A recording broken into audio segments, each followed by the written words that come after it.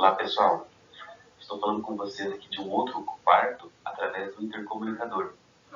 A ideia é apresentar esse projeto para vocês, que foi desenvolvido durante a disciplina de eletrônica analógica pela aluna Jade Lessa Coutinhola. Nesse vídeo vocês vão ver como que é o circuito desenvolvido para esse intercomunicador. E também vão ter aí na descrição links para você ter mais detalhes se você quiser construir o seu próprio intercomunicador.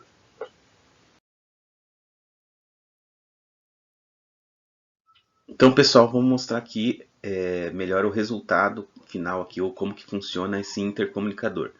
Então, são duas caixinhas, né? Elas estão conectadas por fios aqui, né? Eu usei um cabo de rede para conectar elas, né?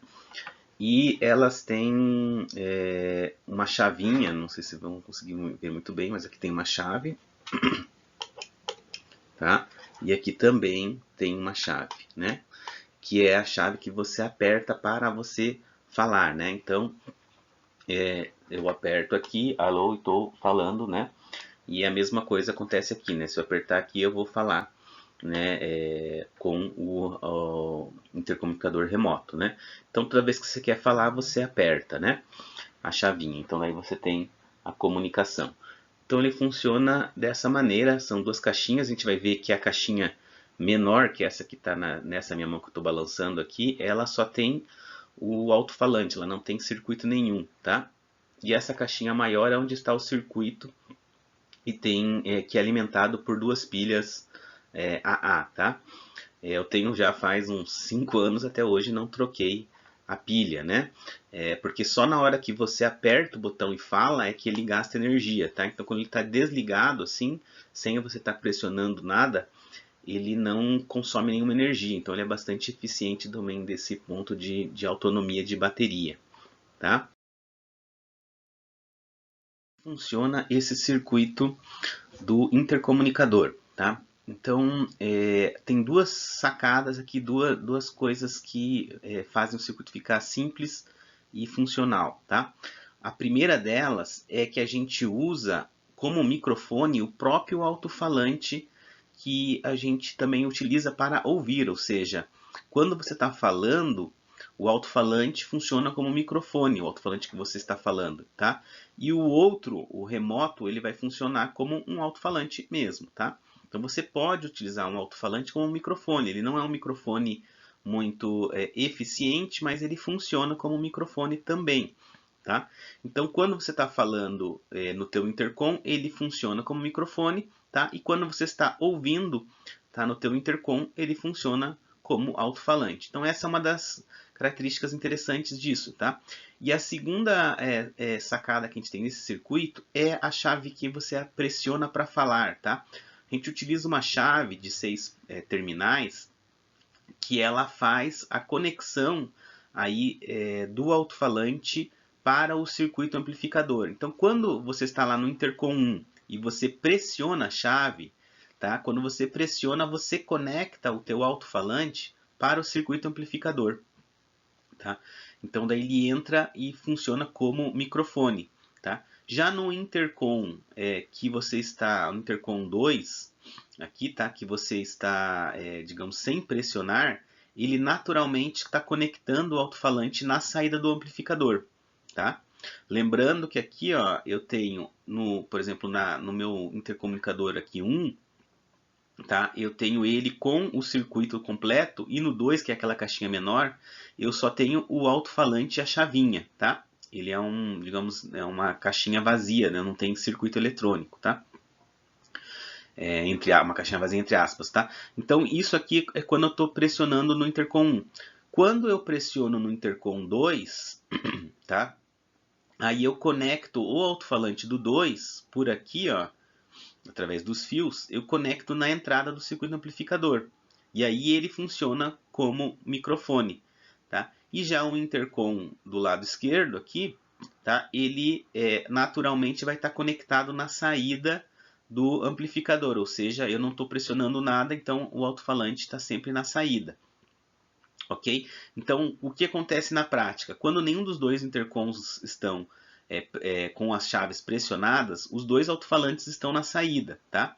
E além disso também a bateria não está conectada na alimentação. Quando você pressiona qualquer um dos botões, você conecta o alto-falante daquele intercomunicador na entrada do circuito e também alimenta esse circuito, né?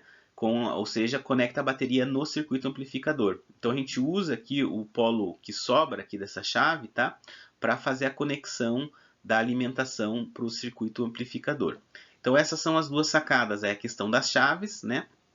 Da chave e também a questão de você usar o próprio alto-falante como microfone, tá? Então você reduz a quantidade de componentes e deixa o circuito mais simples.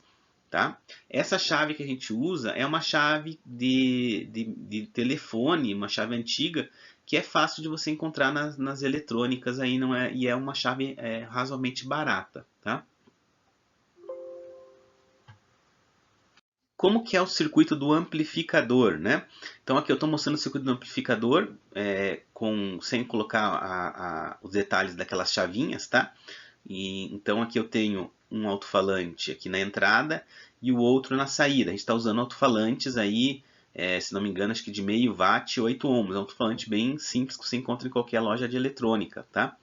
Então aqui a gente tem, na entrada do alto-falante, a gente tem um amplificador emissor comum, com transistor aí 2N4401, que está polarizado com aquela realimentação de coletor através do resistor RB1. Tá? E as resistências aqui foram escolhidas, né, de forma com que eu tenha uma polarização aqui que tem uma certa independência do beta do transistor. Tá? Então já foi feito dessa forma. E aqui eu tenho um ganho de cerca de 50 a 70, né? Um ganho negativo. Tá? Só para vocês terem uma ideia, o alto-falante ele não é um bom microfone. Então a tensão que você tem aqui, mais ou menos, que entra aqui do alto-falante, está na ordem de meio milivolt de pico. Tá? Então é uma tensão bastante baixa. Um microfone vai conseguir aí, bem mais do que isso, 10 a 20 vezes mais do que isso. Tá? Em geral, né? E aí a gente tem mais num estágio de amplificação que a gente utiliza dois transistores, tá? A gente utiliza dois transistores porque o alto-falante aqui da saída ele tem uma resistência muito baixa, tá? Normalmente até em circuitos de áudio aí mais simples, a gente utiliza um amplificador de áudio para transformar essa resistência de 8 ohms para uma resistência de 1000 e poucos ohms, tá? Que fica muito mais fácil de se trabalhar. Mas o amplificador é mais uma coisa grande, pesada para se colocar no circuito, caro também, então a gente optou por não fazer isso. E aí basicamente esse transistor aqui, ele converte essa impedância para uma impedância maior, tá? Para que o transistor Q2 aqui enxergue uma resistência mais alta, tá? Então aqui também o Q2 ele está com um circuito que é polarizado por realimentação através do RB2, né?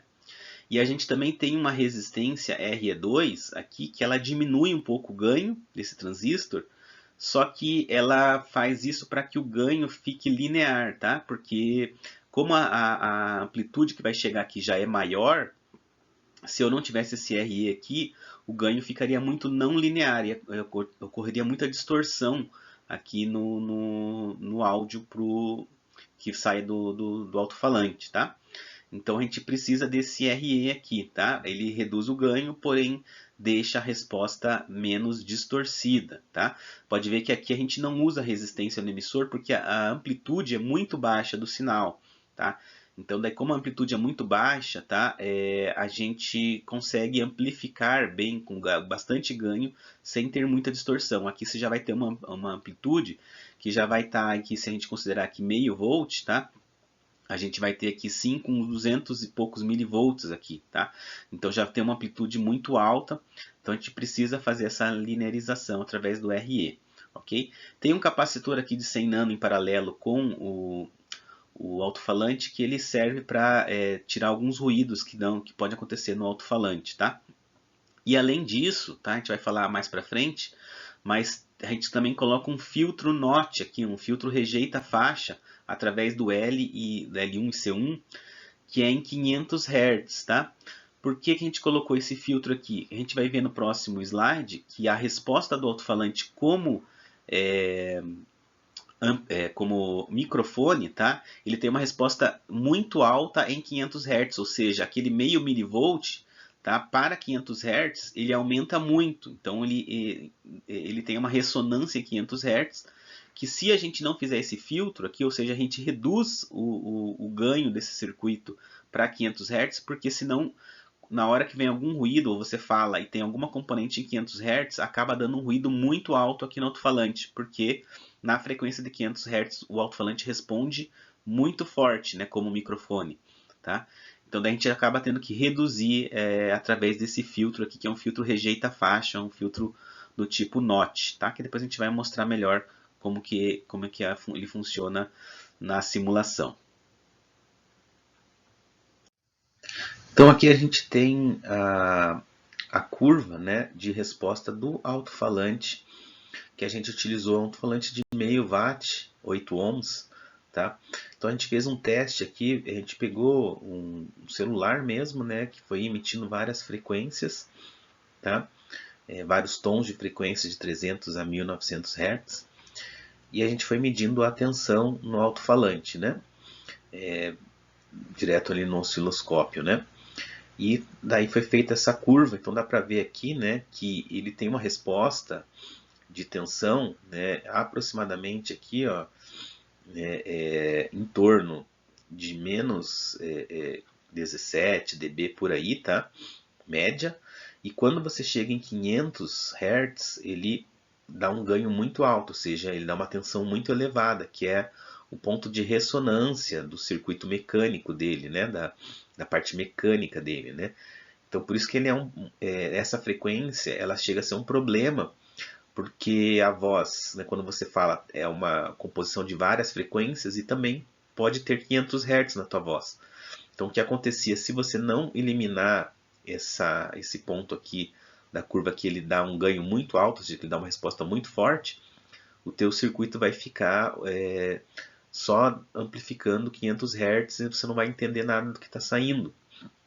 Tá? Então ele vai sair só um ruído. Então por isso que a gente faz um filtro com aquele capacitor e o indutor, de forma a pegar isso aqui e reduzir, né, para que a gente tenha uma resposta mais plana aqui do teu alto-falante, tá? E assim a gente consiga utilizar ele como um microfone. Então, pessoal, aqui a gente tem a tela da simulação do circuito completo do intercomunicador. Tá? A gente tem aqui, inclusive, o diagrama das chaves. Tá? Se você quiser replicar o circuito, você tem que se ater esse diagrama das chaves aqui. Tá?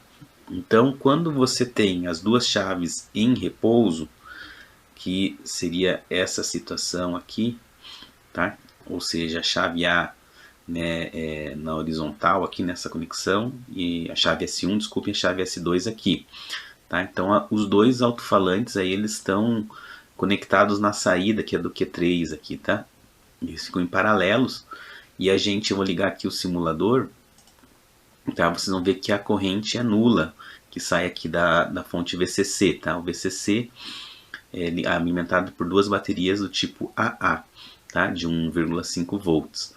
Então, a própria chave aqui, quando ela está nessa posição que está mostrada agora, ela não conecta o VCC, então a corrente é nula, então você não tem nenhuma tensão aí indo pro alto-falante, tá? Aí quando você aperta, por exemplo, o botão do intercom 1, que seria a chave S1, que a gente aperta aqui no A, tá? A gente vê que a gente conecta esse alto-falante da tensão V1, você conecta aqui para a entrada do circuito, né? Conectar o capacitor CB1, tá? E o outro alto-falante que está representado com uma resistência de 8 ohms, que é a resistência que ele apresenta, ele está conectado já automaticamente no coletor do Q3. Tá? Então dá para ver que a gente tem aqui uma entrada de 1 mV de pico a pico, que é uma entrada típica, tá? Quando você fala perto do alto-falante, tá? Em 1 kHz. A gente tem em torno de 50 mV de pico a pico no primeiro amplificador, ou seja, temos um ganho de 50 aqui na simulação, tá? E depois na saída, no último estágio, né, que ou seja, na saída que vai dar no alto-falante, você tem aqui 1.30 volts de pico, tá? Vai dar em torno de 1.300 de ganho, tá? Da entrada para a saída, tá? É claro que no circuito real dá um pouquinho a menos, tá? No simulador tem algumas coisas que são ideais, né? Então, e a questão também do consumo, né? Ele consome cerca de 200 mA, né? Em 3 volts, né? Isso aí vai dar em torno de 0,6 watts, né? Aproximadamente. E só para vocês também terem aqui mais uma outra medida, na simulação a gente pode ver que a distorção harmônica aqui está em torno de 2,35%, tá? O que é considerado um razoável, tá? Em geral, abaixo de 5% para áudio já está adequado para você entender, né, o que está sendo falado, né? Então tem uma distorção harmônica razoável, tá? Para você reduzir essa distorção harmônica, teria que aumentar esse resistor de 22 ohms aqui. Só que isso vai diminuir o seu ganho. Então, o melhor compromisso que eu achei entre ganho e distorção foi com esse resistor aqui. Ok? Então, aqui você apertando novamente o A, voltando aqui, tá? Eu não estou mais falando no circuito, a corrente cai a zero. Então, esse aqui é o circuito completo do intercomunicador. Então, pessoal, aqui tem o circuito aqui do intercomunicador, agora sem aquele detalhe da chave, né? Então, só está direto aqui a bateria ligada nele e a gente tem fixo aqui uma tensão aqui para entrar no circuito e um alto-falante fixo como saída, tá? Estou representando o alto-falante com 8 ohms e aqui a entrada com meio volt de pico 1 kHz, tá? Então aqui é só para mostrar a questão do filtro NOT, que é esse filtro aqui com o indutor e o capacitor de 100 microhenry para 1000 microfarads, tá? Que ele faz um rejeita faixa em 500 Hz, tá? Acho que no slide anterior aí da simulação que eu mostrei estava aparecendo 5 kHz, tá errado, tá? É 500 Hz que ele faz que ele rejeita aqui, né? Então, como que fica aqui se a gente fizer a simulação AC aqui, né? Então, eu vou variar aqui as frequências dessa fonte de entrada, está representando a fala aqui, né? De 100 Hz até 5 kHz. E vou ver qual é a tensão aqui na saída em dB, tá? Então, vou rodar aqui a simulação. Então, aqui já está aparecendo aqui a curva, tá? Deixa eu ajeitar aqui para vocês verem. Então aqui dá para ver que ele tem aqui, né, ele corta aqui, né, a faixa justamente de 5 kHz aqui, ele vai dar um corte aqui de quase, aqui está em 60 e poucos dB mais ou menos, tá, quase 30 dB aqui de atenuação, tá. É claro que isso aqui é o circuito simulado, isso aqui deve ser um pouco menor, tá, essa atenuação não deve ser tão forte, tá, e talvez um pouco mais larga, tá. Mas ela faz, né, justamente ela plana, né, reduz aquele ganho muito grande que o alto-falante tem em 500 Hz, tá? E aí com isso você tem uma resposta razoavelmente plana do alto-falante para que o amplificador funcione corretamente, né? Então tá aqui o efeito, né, desse filtro que foi projetado para esse circuito.